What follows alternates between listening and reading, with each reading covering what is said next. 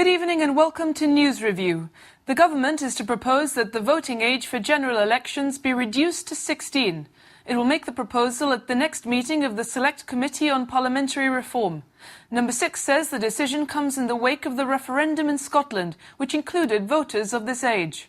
It says there are also proposals in the UK for the same minimum voting ages for future general elections.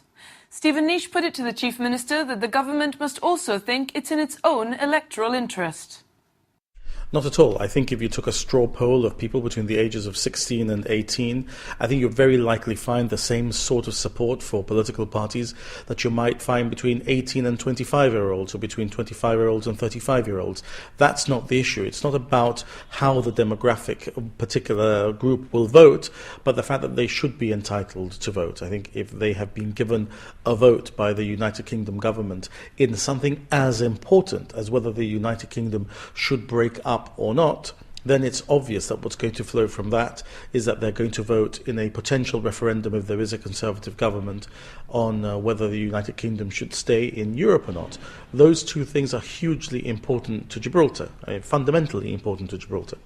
The Labour Party and I think also the Conservative Party are therefore talking about extending the franchise generally to people as from the age of 16, and therefore we in Gibraltar do not need to be dragged kicking and screaming to follow this example. But aren't 16-year-olds interested in other things, really? I know that you are an exception because at the age of 16 or possibly even younger you were already keenly following politics, but most 16-year-olds are interested in other things, don't you think?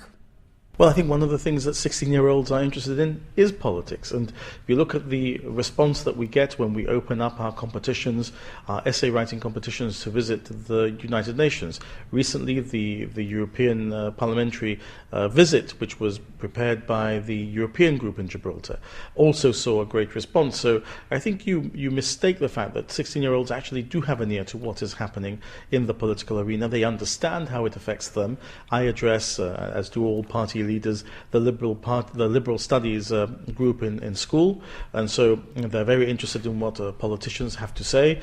They want almost more enthusiastically to have a say than some jaded people who've had the vote and sometimes might not bother to exercise it. Well, you've urged the opposition to support this measure in the parliamentary committee that was set up to look at these issues.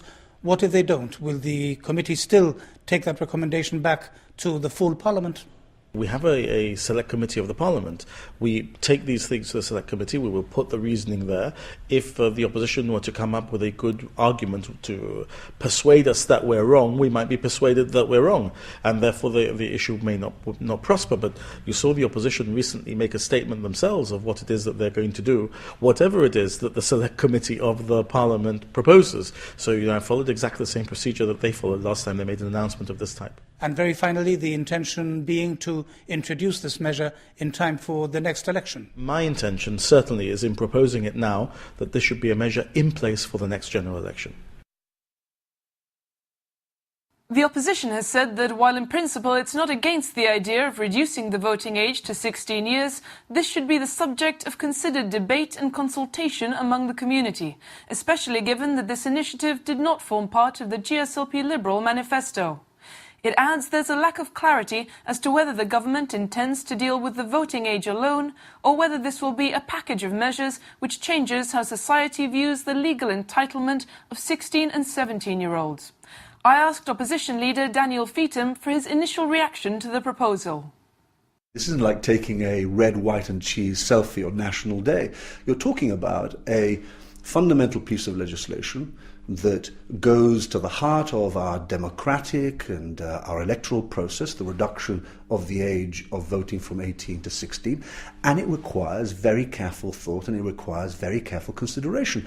So the first thing that I'm going to be doing is talking to my MPs, also talking to and discussing it at the executive next week, and also amongst our members.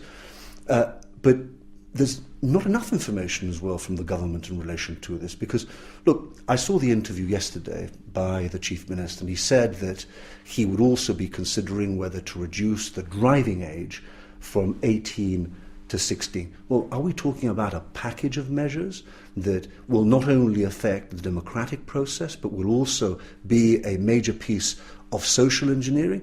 Well, look, I would have thought that in those kind of circumstances that there would have been far wider consultation with members of the public.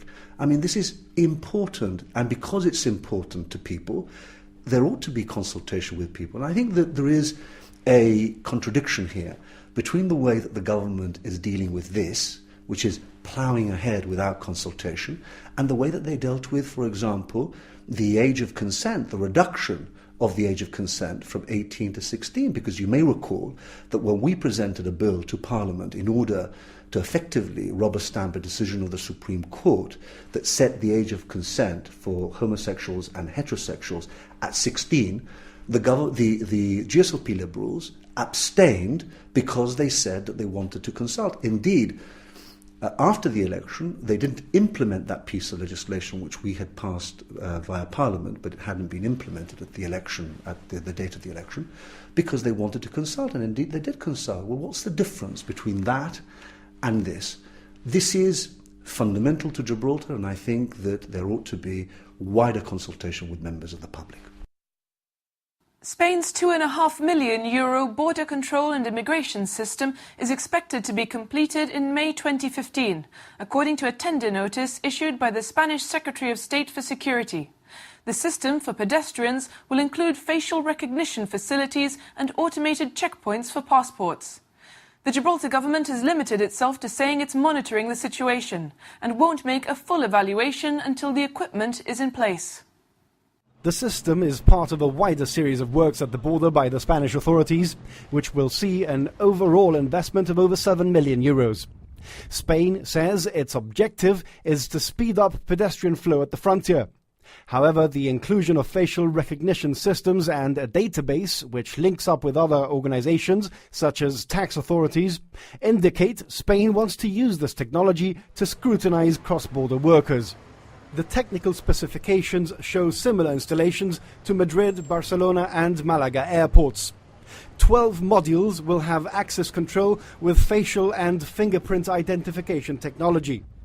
Regular pedestrians can face these modules and pass through the automatic gates quickly, whilst irregular visitors can use other gates manned by police officers.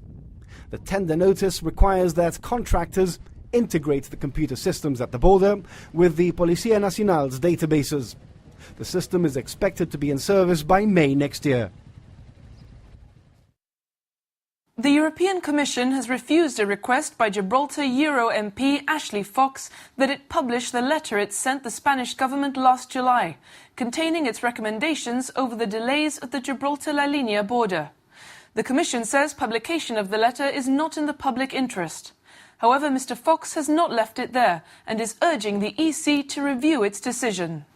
Following the European Commission's first frontier inspection in September last year, an official access to documents request by Sir Graham Watson, then one of Gibraltar's MEPs, was required to force Madrid to publish the Commission's letter to Madrid.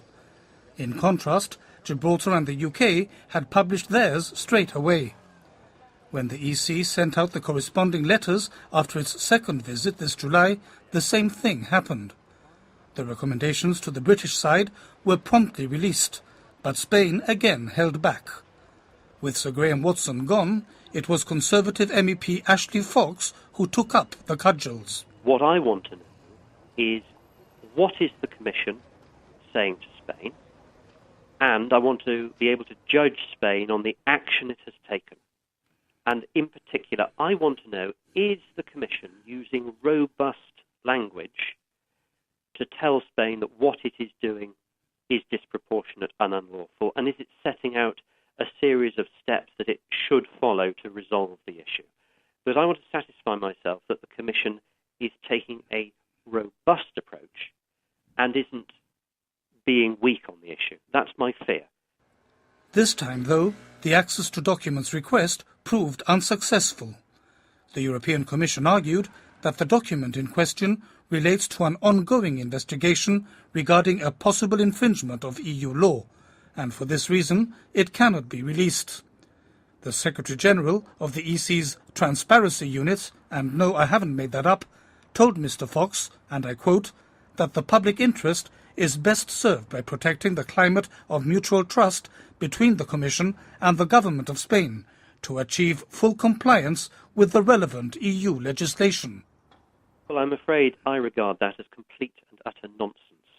The government of Gibraltar has published the letter from the Commission. We know that the Gibraltar government is doing all that the Commission has asked them to do, and we should be able to judge whether the Spanish are following the Commission's recommendations. I mean, I strongly suspect that they are not. There is would you believe, a transparency unit in charge of these requests, and it is they that have refused disclosure of the document. So I am appealing that decision, and I'm hopeful that I will be successful. I'm hopeful that we will then know what action the Commission is taking on behalf of Gibraltar, and we'll be able to judge whether Spain is acting accordingly. But we must have sight of that document.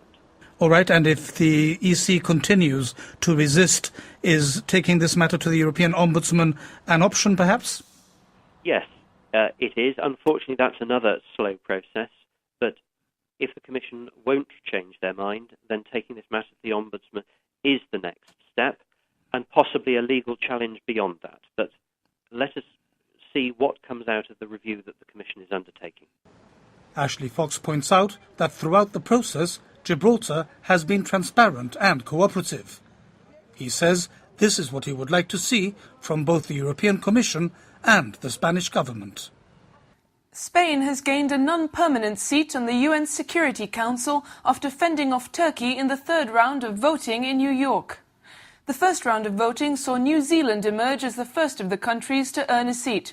A second round of voting remained inconclusive, with neither country gaining a clear majority. But in the third round, Spain gained a seat after earning 132 votes from UN member states, as opposed to Turkey's 60. They will join Angola, Malaysia and Venezuela as members for the 2015-2016 session. Spanish Foreign Secretary José Manuel García Margallo described Spain's campaign as an exercise in national pride and said they must now rise to the international responsibility the role demands. Well, we'll be back with more of this week's news after the break.